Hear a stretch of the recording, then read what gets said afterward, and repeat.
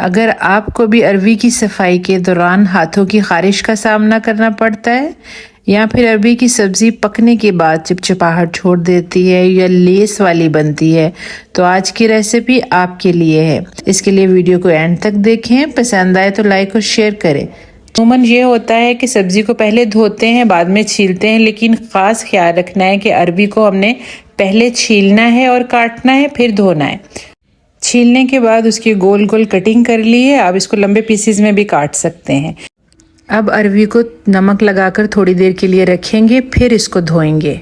नमक लगाकर रखने से ना सिर्फ इसकी सफाई होगी बल्कि इसकी खारिश वाली खासियत को भी ये कम करेगा। 1 किलो अरवी है। इसको काटने के बाद इसको 2 टेबलस्पून तक नमक लगाकर इसको किसी स्पून से इसको मिक्स करना है, हाथों से नहीं करना। और करने के बाद इसको 10-15 मिनट के लिए छोड़ देंगे। अरवी के अंदर एक मादा होता है, ये बारीक सुई जैसे क्रिस्टल की शक्ल में होता है। जब नमक लगाकर हम अरवी को छोड़ते हैं तो नमक नमी को खींचता है और क्रिस्टल कमज़ोर हो जाते हैं।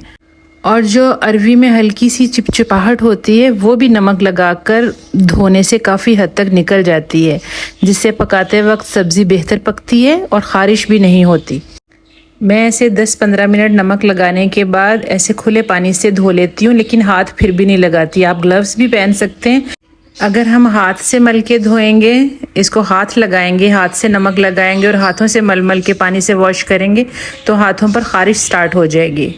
लेकिन मैं ऐसे इजी होके स्पून से ऐसे हिला देती हूँ तो बहुत अच्छे से नमक सारा निकल जाता है पानी से।